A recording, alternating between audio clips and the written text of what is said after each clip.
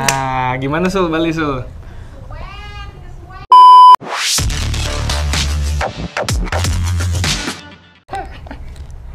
Gimana Sul Bali Sul?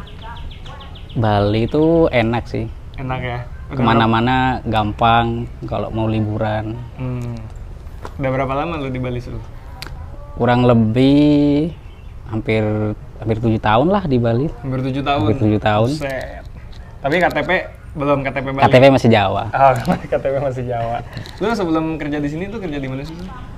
Terakhir sebelum di sini tuh kerja di pom bensin. Bukan pom bensin sih, tapi di bawah naungan Pertamina ya. Nah, bagian apa tuh? Kalau aku di bagian kayak ngisi angin, bongkar ban. Kalau ada ban bocor ya udah aku nembel biasanya gitu. Yang isi nitrogen gitu ya? Ya di nitrogen. Oh, oke. Terus sebelum dari situ kerja di mana lagi? Kalau sebelum itu, nah itu yang paling lama kerjaanku tuh. Tuh aku kerja di kebab Turki ya. Kebab Turki? Ya. Yang kios-kios itu ya? Ya, yang di kayak gerobak ada, terus kontainer juga ada. Lu yang gerobak apa yang kontainer tuh? Aku pindah-pindah sih. Awal masuk itu di gerobak, terus lama-kelamaan disuruh pegang kontainer. Kalau kontainer kan kerjanya 12 jam.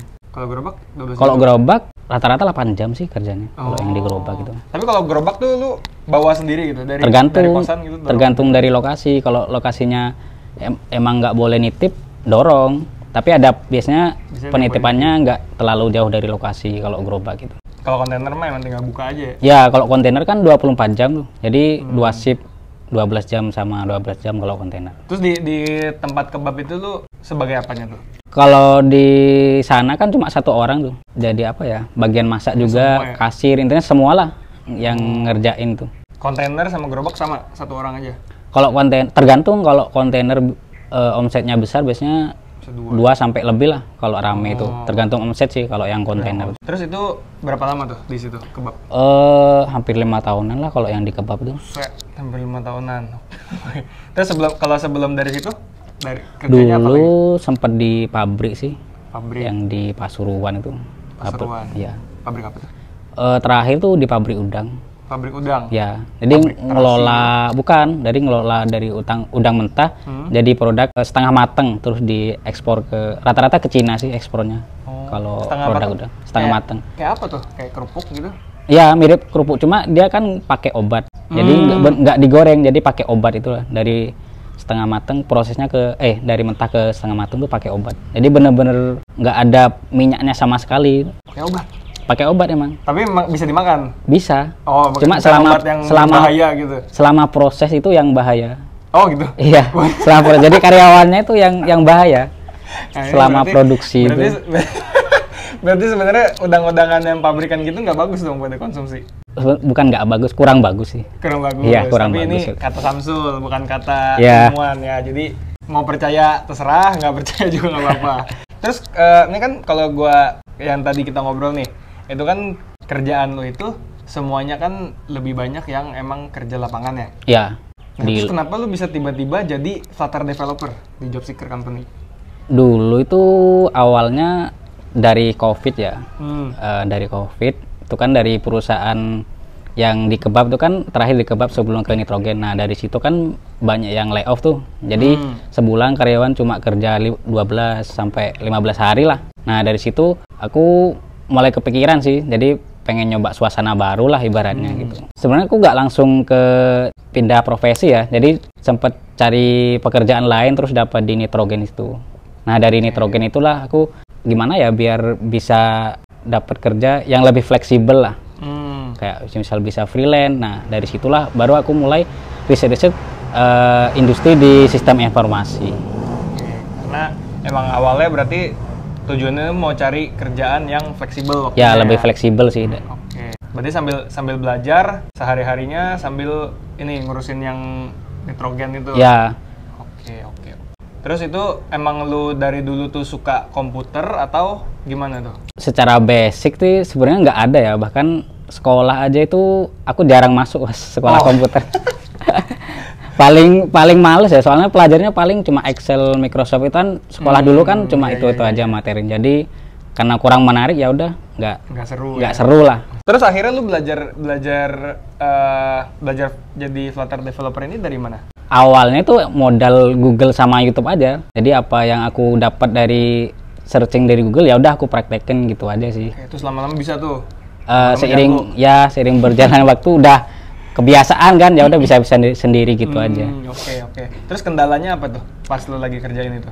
Kendala yang pertama, aku kan nggak ada basic di dunia IT lah, ibaratnya nggak ada basic komputer lah. Nah itu yang kendala yang pertama. Terus yang kedua dari kendala bahasa. Aku kan dulu paling males ya pelajaran bahasa Inggris.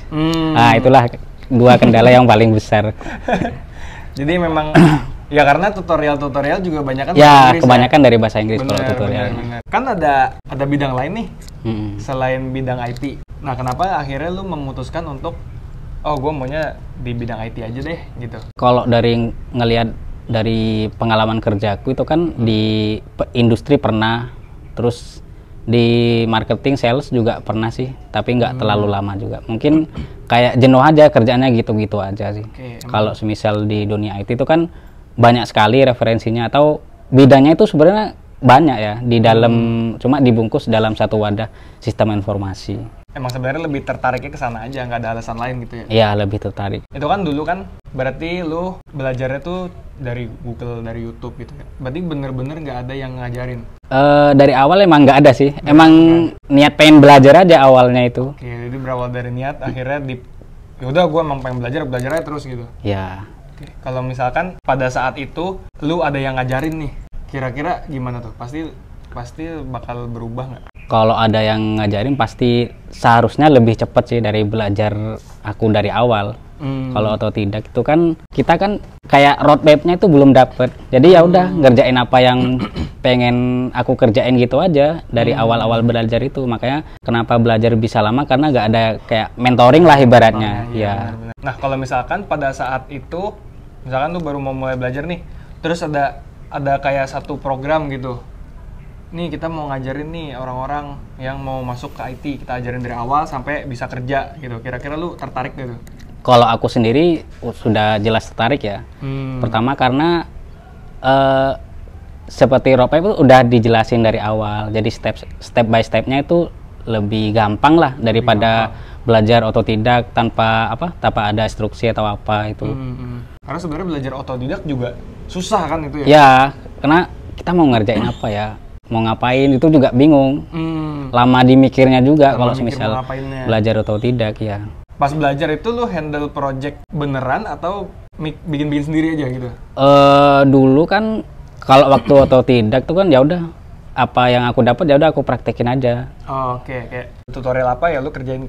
Ya. Oke. Berarti kalau misalkan ada program nih yang ngasih orang-orang tuh mentoring, habis itu ngasih fasilitas kayak mau belajar ini kita sediain gini, ada kurikulumnya segala, terus akhirnya disuruh handle project real, pasti itu belajarnya lebih enak tuh ya? Lebih gampang sih seharusnya, soalnya kan udah ada yang ngarahin, terus flow-nya juga jelas, tujuannya jelas. Dan langsung terjun ke lapangan juga. Ya, lebih bagus sedikit. Sejak lu pindah bidang, dari dulu F&B, habis itu di nitrogen, habis itu sekarang jadi IT, kira-kira hidup lu berubah gak?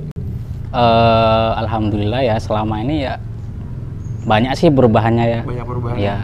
Salah satu contohnya apa tuh?